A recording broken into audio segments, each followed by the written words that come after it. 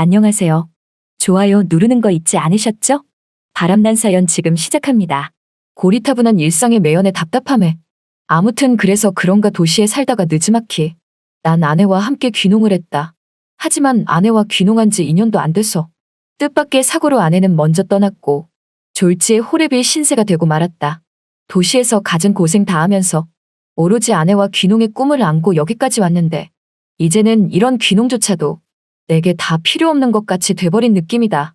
어느덧 난 60이 넘은 나이가 되었다. 자식들은 제각기 시집 장가가서 잘 살고 있고 나 혼자만 덩그러니 남아버렸다. 난 비닐하우스 농사를 짓고 있었는데 그래도 나름대로 초보치고 성과도 괜찮은 편이다. 그러던 어느 날 아침, 난 아침을 먹고 비닐하우스로 갔더니 글쎄 웬 여자가 비닐하우스 안에 쓰러져 있었다. 비닐하우스 안에서 쓰러진 여자를 보고 놀란 나는 급한 대로 신고를 하려고 핸드폰을 꺼내들었는데 쓰러져 있던 여자가 죽어가는 목소리로 나를 막아서며 부르지 말아달라고 부탁을 한다. 그래서 난 괜찮겠냐고 물으니 괜찮다면서 여기로 누군가 찾아오면 절대 자기를 봤다고 하지 말아달라며 자기를 좀 더 안전한 곳으로 숨겨달라고 말하는 것이다. 죄송한데 저 좀 숨겨주실 수 있나요? 네?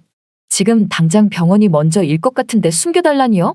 왜 갑자기 나한테 자신을 숨겨달라고 하는지, 그리고 무슨 일이 있길래 숨겨달라 하는 건지, 또한 왜 하필 우리 집 비닐하우스 안에서 쓰러져 있었는지, 이 모든 게 궁금했지만 우선 몸이 나으면 차차 물어봐도 될 것 같았다.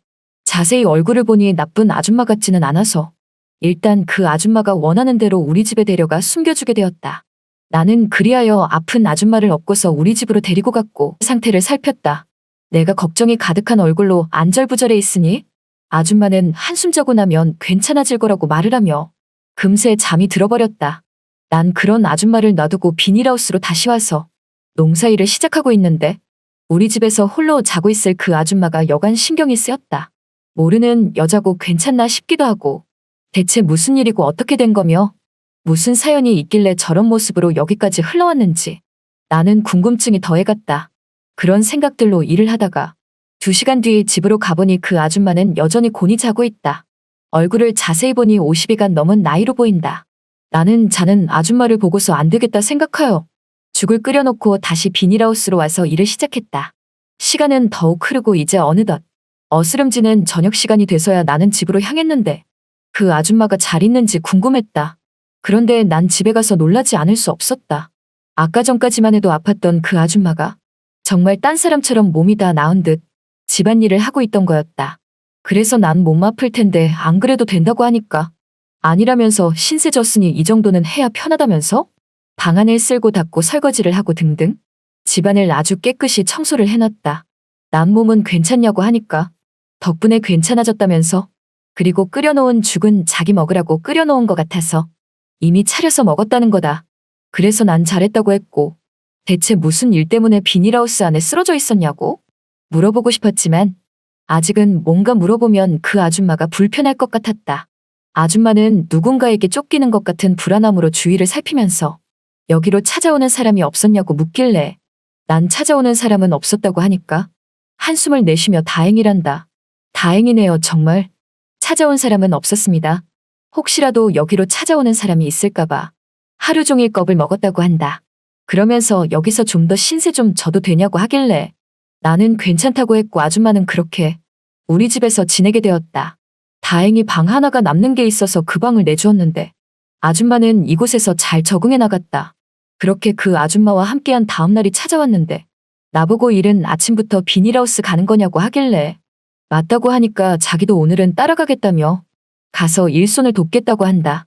그래서 난 집안일 도와주는 걸로 충분하다고 말하니 아니라면서 여기에만 있으면 심심하고 따분하다며 비닐하우스에서 일을 돕겠다고 하기에 난 알았다고 했고 그렇게 그 아줌마와 함께 비닐하우스로 향했다. 아줌마와 같이 비닐하우스 안에서 일을 하니 죽은 마누라 생각이 났다. 얼마 전까지만 해도 이렇게 마누라와 비닐하우스 안에서 우리의 노년의 꿈을 키워나갔는데 마누라는 뜻밖의 사고로 세상을 떠나 이제는 영영 볼 수 없는 사람이 되었다니? 하지만 마누라는 아니더라도 꼭 마누라가 다시 살아 돌아온 것 마냥 이렇게 예쁜 아줌마가 내 곁에 선물처럼 찾아온 것이 난 그냥 좋았다. 그리고 솔직히 얼굴도 곱상하니 마음에 들었다. 아줌마와 함께 비닐하우스 안에서 일을 하고 있는데 새참 먹을 시간이 다가오자 아줌마는 새참을 차려온다고 하는 것이다. 그래서 난 가서 먹으면 된다고 하니까 아니라면서 나보고 여기 계시라며 새참을 가지고 온다고 한단다. 그렇게 아줌마는 우리 집으로 갔고 얼마 뒤 새참을 차려서 가지고 왔는데 그 모습이 꼭 영락없이 죽은 마누라의 모습 같았다.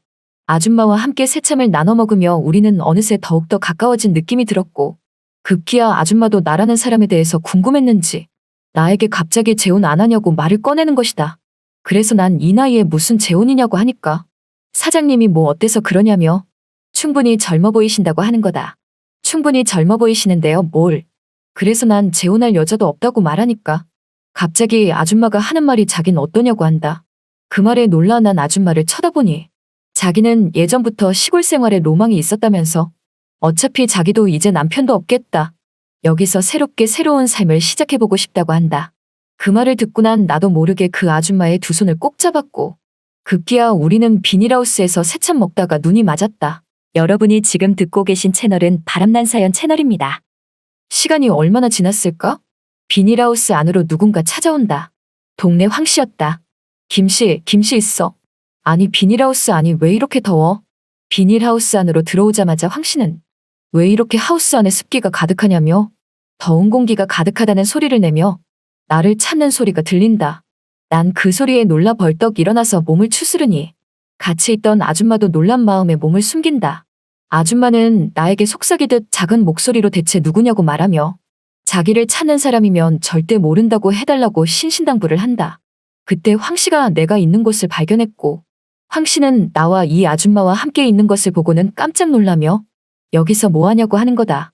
그래서 일하고 있었다고 하니까 이상한 눈초리로 저 여자는 누구냐고 하길래 누구긴 누구냐며 여동생이라며 동생이 놀러 왔다고 하니까 황씨가 하는 말이 아니 김씨 여동생은 처음 보는데 참 곱네 고와. 그리곤 말 몇 마디 나누고 황씨는 갔다. 우리는 그렇게 가슴을 쓸어내렸다. 아줌마는 나에게 저분은 누구시냐고 하길래 난 크게 개의치 말라며 마을에 사는 주민이라고 했고 그날 저녁 우리는 또 함께했다. 아줌마는 나에게 이렇게 사장님과 함께 여기서 살게 돼서 너무나 행복하다고 한다. 그래서 난 그게 정말 이냐고 말하며 오늘 모르고 당황스러운 마음에 아까 찾아온 황씨에게 여동생으로 둔갑시켜서 죄송하다고 하니까 자기는 괜찮다면서 이왕 이렇게 된 거 다른 사람이 찾아오면 언제든지 사장님 여동생으로 말하는 게 나을 것 같다고 하는 거다. 난 알았다고 했고 그렇게 그 아줌마와 한 집에서 결혼한 부부처럼 우리는 살아갔다. 그리고 한 달쯤 될 무렵 그 아줌마는 읍내에 한번 다녀온다며 뭐 사올 거 없냐고 한다. 그래서 난 필요한 거 없다고 하니 자기는 필요한 게 여러 개 있다며 나보고 생활비 좀 달라고 하기에 난 그러지 말고 이제는 어엿한 부부가 됐으니 통장을 맡기겠다고 하니까 그 아줌마는 그럼 그렇게 하시라며 내가 건넨 통장을 받았다. 그렇게 아줌마가 읍내에 갔고 나 혼자 집에 남게 되었는데 아줌마가 없는 사이 모르는 남자가 한 명 찾아왔다. 그 남자는 나보고 여기에 50대 후반으로 보이는 곱상한 여자 찾아왔었냐고 하길래 난 모른다고 하니까 그 남자는 소문 듣고 왔는데 정말 모르는 거냐고 한다. 그래서 난 정말 모른다고 말하니 그 남자는 나에게 노파심에 얘기한다며 혹시나 그 여자를 숨겨주거나 그 여자 말을 믿으면 절대 안 된다고 하는 거다. 그래서 난 그게 무슨 말이냐고 하니까 그 여자는 이미 사기꾼 전적에 있는 여자라면서 개주로 활동하다가 갯돈 3억을 갖고 도망친 여자라고 하는 거다. 그리고 그 돈을 도박으로 탕진했다며 자기는 그 여자를 잡으러 온 거라고 하기에 난 그래도 모른다고 했다. 그랬더니 그 남자는 명함 하나를 주고 사라졌다. 하지만 그 사람이 가고 왠지 모르게 모든 게 떨떠름했다. 그 남자의 말이 거짓이 아닌 사실처럼 느껴졌으니 말이다. 난 혹시 몰라 아침에 맡긴 통장이 마음에 걸려서 그 아줌마가 돌아오면 다시 통장을 건네 받아야겠다 생각했다. 하지만 이상하게 읍내에 다녀온다던 아줌마는 돌아오지 않았다. 밤이 돼서도 돌아오지 않았고 다음날이 돼서도 돌아오지 않았다. 난 더 이상 보나 싶었다. 그렇게 그 아줌마에게 사기를 당한 건가 싶었다. 그때였다. 일주일이 지난 어느 날 그 아줌마가 다시 돌아왔다. 마치 몰골이 페인처럼 변한 그녀는 자신이 돌아왔다면서 나쁜 사람들에게 잡혀서 이렇게 됐다고 하는 거다. 난 바보처럼 그 아줌마의 말을 믿고서 괜찮은 거냐고 하니 난데없이 하는 말이 돈이 갑자기 필요해서요. 돈이요? 그래서 내가 통장 주지 않았냐고 하니까 그 돈은 이미 썼다고 하는 거다. 그래서 난 어디다 썼냐고 물어보니 연로하신 엄마 수술비 때문에 썼다고 말하길래 뭐라고 하기도 그랬다. 난 그 아줌마의 말을 믿고 돈 500만 원을 더 건넸다. 아줌마는 고맙다면서 이 돈이면 충분하다고 말한다. 그러면서 금세 돌아오겠다는 말만 남긴 채 다시 집을 나갔다. 그리고 또 연락이 되지 않았다. 내가 준 돈을 갖고 사라진 아줌마를 찾아 수소문해봤는데 그 아줌마는 글쎄 고스톱판에서 그 돈으로 도박을 하고 있었다. 난 그 모습에 놀라 여기서 지금 뭐 하는 거냐고 하니까 아줌마는 날 보자마자 눈을 동그랗게 뜨며 자기가 여기 있는 거 어떻게 알았냐면서 그러지 않아도 지금 집으로 가려고 했다는 거다. 난 그런 아줌마에게 이런 사람이었냐며 혹시나 했지만 그래도 댁을 믿었다고 하니까 아줌마는 그제서야 실토하듯 본전 생각에 자꾸만 치게 됐다면서 정말 미안하다고 하는 거다. 그러면서 그 순간에도 한 판만 더 치면 딸 수 있다면서 내게 돈 더 있냐고 물어보는데 정말 이 여자랑 더 살다간 나도 폐인이 되겠다 싶었다. 그리고 저번에 다녀간 그 남자 말이 맞구나 싶었다. 난 저번에 다녀간 그 남자가 남긴 명함의 연락처로 이 아줌마가 우리 집에 있다고 말을 했고 그렇게 아줌마는 그 남자에게 잡혀서 우리 집에서 나가게 됐다. 그 후 동네 황씨는 요근래 같이 살던 여동생은 어디 갔냐고 말하길래 난 말도 꺼내기 싫어서 여동생이 사고로 갑자기 죽었다고 하니까 참 안 됐다면서 자기가 결혼만 안 했어도 마누라 삼고 싶었던 여자라고 말한다. 그래서 난 황씨에게 저런 여자는 피해야 한다고 말했더니 죽은 여동생에게 왜 그런 막말을 하냐고 하는 것이다. 난 그런 황씨에게 더 이상 말하기 싫어서 남 일에 관여하지 말고 농사나 지으라고 말했다. 한순간 사랑이라 느꼈던 여자인데 이렇게 나에게 다가와 사기만 치고 사라지다니 뭔가 아쉽고 아쉬운 마음만이 가득하다. 하지만 이제라도 좋은 여자를 만나고 싶다. 잘 들으셨나요? 오늘의 바람난 사연은 여기까지입니다. 구독과 좋아요 부탁드립니다.